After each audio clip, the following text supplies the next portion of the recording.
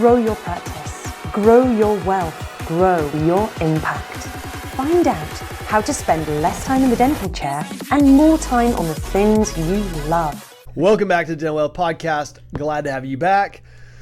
Matthew. Back in the studio. Back in the studio, sir. So today, what's on the docket? So a lot of people, when they hear us talk about scaling, they think we're just trying to grow their practice. But there's something that you always talk about that is a little bit more deep than that. So I want to ask you, what is the ultimate goal of scaling your dental practice? Like, what is the ultimate thing you want to try to accomplish?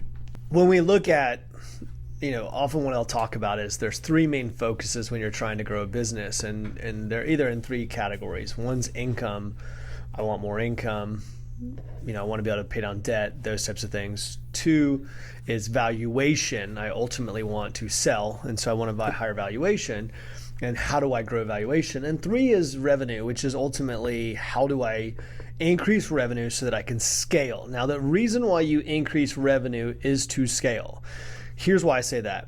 Just because of the fact that you increase revenue, believe it or not, does not mean your cash position will go up if you don't know how to manage capital. You just spend it. If you grow revenue, but you don't do it right, and you don't scale, and we'll talk about that in a second, then you end up with more stress than you had when you were smaller and not necessarily more money.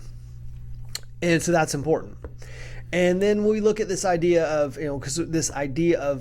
why am I growing? Why am I trying to build? Why am I trying to get better or build a bigger practice? The third one, valuation. If I grow my revenue, then my valuation will increase. Maybe. Yeah. Depends. That's why we use the term scalability. It depends, right? If you scale, yes. If you don't, not necessarily. Yeah. So scaling, for some people who don't really truly understand, is this idea of the dental practice, and this is why it's a struggle in the industry, is that a dental practice was always designed to not scale. Now, I say design, maybe that's the wrong word. The business philosophy was to not scale. Maybe that's a better way to say it. And so what would happen is people wouldn't scale their practice, which means you have one practice. So scaling is taking yourself and duplicating yourself, duplicating your operational structure, duplicating, right? And so what we had was a situation where a doctor was the only provider. And if the doctor wasn't there, there was no money made, no revenue. And so then you have an office manager, and the office manager controlled everything, and then it was typically a female, so she would control all of the other stuff. And if she was gone, the practice would fall apart. Mm-hmm. Well, if I was going to make an acquisition in that case, then I know that if the doctor leaves and the office manager leaves, I don't really have a lot, right? Yeah. I mean, I'm buying a bunch of old charts. Yeah. So scaling is this idea of really duplicating yourself. Duplicating your operating structure, duplicating your leadership, duplicating, if somebody leaves, you can slide someone else into the position. And including, by the way, some people don't like to scale themselves, by the way, because it's an ego thing, right? Yeah. It's like, I want to be the provider. That's fine. I mean, but we're talking business here. So let's, stay on business. Dr. Smith DDS. So, as we grow and scale, it comes another question, which is why? And this is kind of going back to my own personal philosophy. And you can, if you've read Financial Evolution, by the way, I just got my royalty for Financial Evolution. Thank you for everyone who's buying the book. No, I mean, nice. Seriously, look, I put a lot of heart into it. I think I'd read it, but it goes back into what's in Financial Evolution, which is this idea of who you can impact. Getting yourself out of the dental chair allows you to spend time doing something. I always say, when you open a void, so if you get out of the dental chair, well, the question is, what the hell are you going to do with your time? Now, the first thing you might say is, I'm going to go play some golf and sit around and do nothing. Right. Yeah. I mean, okay. There's only so much golf you can play, traveling you can do, and nothing, so much of nothing you can do. I don't know how you say that. But people inevitably always say the same thing, which is, what now? Yeah. And the cool part is, let's say, and I'm thinking about a doctor in particular. He's an amazing leader. And he has 3 locations. And when we started working together, he had 1 location. Now he has 3. But because he's an amazing leader, he has been able to impart his philosophy. Yeah. He's been able to impart his teachings, his leadership. And I said to him about a month ago, I was like, look at how many lives you've impacted. Look at the careers you've impacted. Look how many people are growing under you, under your leadership. This other idea was like, nobody grew. We just showed up to work every day. And in fact, we stayed the same for 35 years. And then we all, like, I don't know, disappear. Yeah. And it was done. But I've got doctors, like I have clients who their hygienist is now running their operations. Yeah. Or the person's making six figures. They're or somebody who is in an administrative position who's now, the office is paying for them to go get an MBA, and they're running, careers, lives. So when you think about growing and scaling, here's another way to look at it. How many people can you impact if you're, no offense to anybody, but look, if you got an $800,000 practice, you can only do so much. Ultimately. But if you've got a $7 million practice, a $10 million practice, how many lives can you affect? How many people can you change? And now if you're in the chair all day long and you're in the chair 8 hours a day, all day, every day, well, then you're stuck. Yeah. Not going to get anywhere. Yeah, it's like by the time you got a chair, you're like, impact. Hell, I'm trying to just deal with expenses and go home. Trying to make it home in time. So when I talk about this idea, it sounds so idealistic about impact. But what ends up happening with scale is that, yes, if you scale, you'll have more time. Yes, if you scale, like bring in other providers, bring in other operational people, build in operational teams. Yeah, all that's true. It is. And yes, you'll get to more time. But by the way, I always say the first people you impact is your family anyhow. Yeah. So go spend time with your kids and your wife or husband. And then the other side is that look at the careers you get to change. Like look at people, like you should freaking get excited about that. Yeah. The bigger you are, the more people you get to go help. Like imagine the amount of patient flow that you get to see from a 3 location practice compared to a 1 location practice. Ultimately speaking, if you feel like you're the best provider in the area and you're the best dentist in your area, why wouldn't you want to go see more people? Well, and as you start to create excess cash flow too, someone said to me, I heard it one time, I was like, that's pretty smart. I was like, they were like, and it's this idea that money is not the root of all evil. Lack of money is the root of all evil. And if you look at that, you're like, oh yeah. Who's building the churches? Yeah. Who's building the wings on the schools and who's doing all this? Well, it's the people that have created massive organizations. It's the people who have massive estates, and it's those people. The people who are living to hopefully die before their money runs out. Yeah. Who are you impacting? Maybe you'll leave a little bit to your kids. That is not generational wealth. And it's certainly, hell, it's not even, I'm not even sure it's wealth, period. Even though you might work with a wealth advisor, whatever. But I sorry, that's called bias. And most of the people that are leave it, I like when you say leave a little bit to your kid. Most of those doctors that I come across are like, I'm going to leave a little bit are the ones that their kids are actually taking over the practice. So so you're giving them the practice, but you don't want to go help anyone else. Like you always thought you were going to give them the practice. So what's next here? And I always find that amusing because they're like, oh yeah, well I'm doing this. So it's like, so you had this game plan the whole time. Like you knew probably 10 years ago they were going to be in dental school and that you're going to give the practice to them. So why not start focusing on how you can go impact other people? So for 10 years you knew you're going to impact the same person. Why not go impact other people? It makes me think, yesterday I said to this doctor, we were having a financial conversation, and I looked at him, and he's probably in his late 50s. And I said to him, what's your exit strategy? And I just shut up. Every now and then, Matthew, I shut up, right? I quit talking just for a minute. So every now and then I'll shut up and stop talking. So what's your exit strategy? And it's interesting because he said, I don't have one. And I thought that was such a, you're 5 to 7 years away from retirement age, and you don't have an exit strategy. And it's like, what?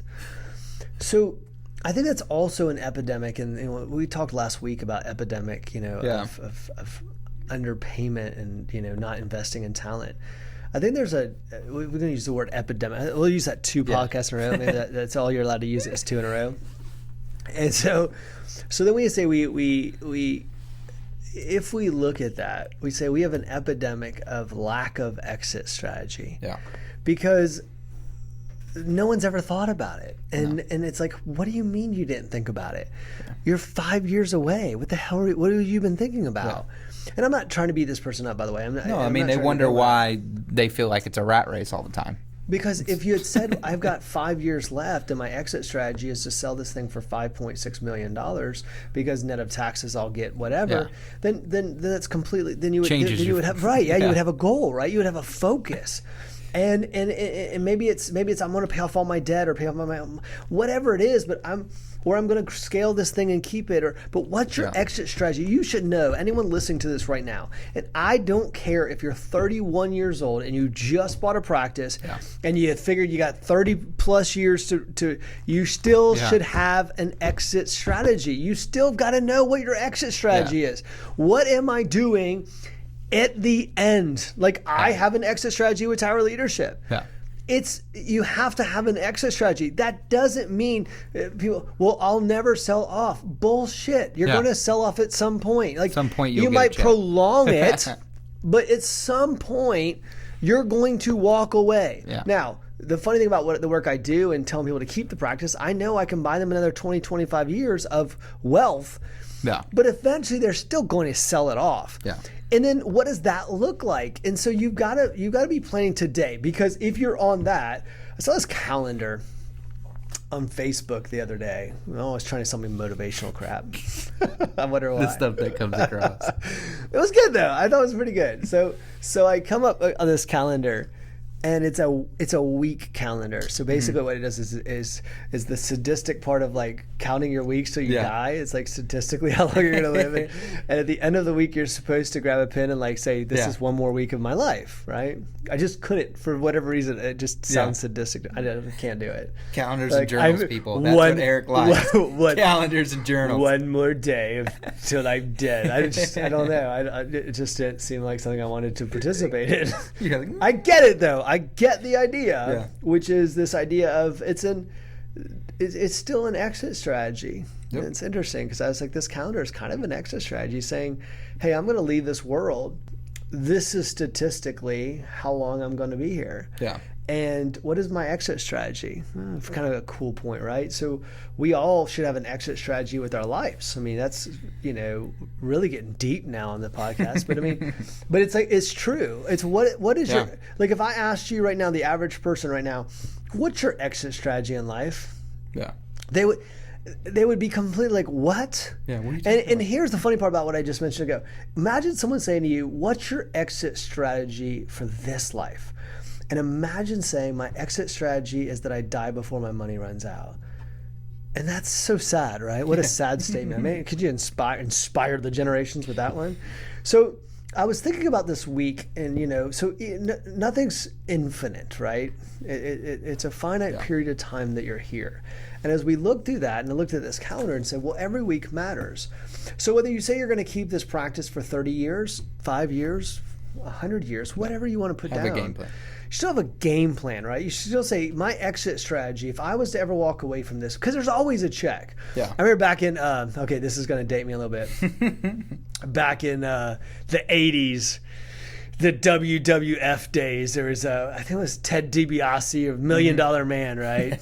And the $1 Million Man would get on. WWF. Yeah, man. It was before it was WWE. It was like the good old days, like Hulk World Hogan, Wrestling Federation. That's right, baby. Mean Gene Okerlund. And So now some people are listening to this like totally getting it, and some people are like, what the hell is he talking about? Who's he talking about? So Ted DiBiase was the $1 Million Man.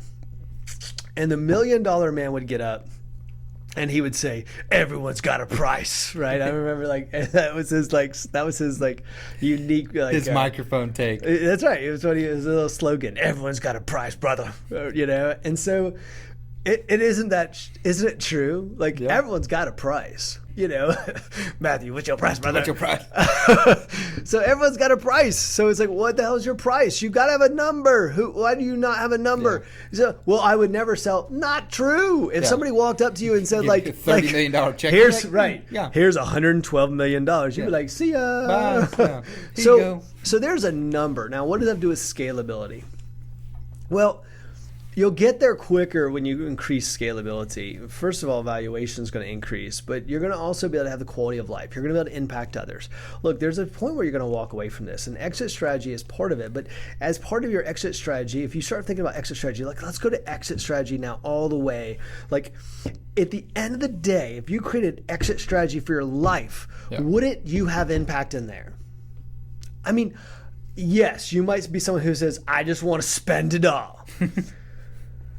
Okay, I'm probably not the coach for you then. I'm not the advisor for you because, to me, I'm like, you should do something to help somebody. My gosh, I mean, leave selfish son of a... Yeah, I think inevitably speaking, you'd probably wake up and be like, I need to do something more. I mean, I think, so I do think scalability, so going back to, I'm like way off, like even what you asked me. I don't even know where I'm at anymore.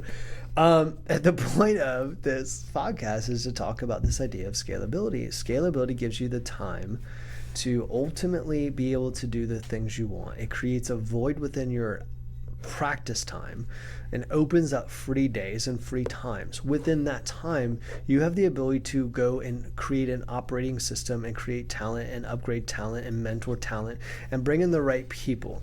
You have time to impact your team. You have time to build a legacy. You have time to build wealth. You have time to focus on acquisitions. You have time to do that because you're not stuck in a chair all day making $1,700 an hour or $1,600 an hour. Your time's more. I know doctors can't believe me on this, but your time's worth more than $1,600 an hour.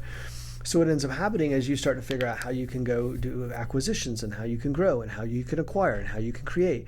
And as you do that, you'll start to realize by that having that organization, by virtue of having that organization, you will impact more lives. And you need to realize that as a leader. Yeah. Because by the way, you can't grow and scale without being a leader because nobody will follow you. You'll lose more you'll have more turnover than you know what to do with. We won't keep people. You'll grow, people leave. That's right. And you won't grow because you'll just be like, oh, hell with it, right? Yeah. So, in a sense, scalability it creates a need for you to increase your leadership skills. As you increase your leadership skills, you're going to pass those on. That's called legacy, right? I think sometimes we think about impact as always got to be money. No, it doesn't. Sometimes it's just passing on, philosophy, right? Yeah. It's leadership. It's the way we do things. So, the reason to grow and scale isn't just the idea of buying a boat or whatever. I mean, I think people think that.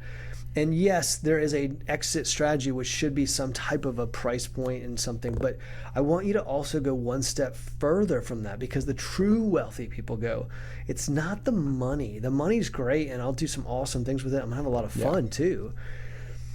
But it's what I'll create along the way. And on the way to get there, there's a old Jim Rohn quote that says, it's not what am I getting here, it's what am I becoming here.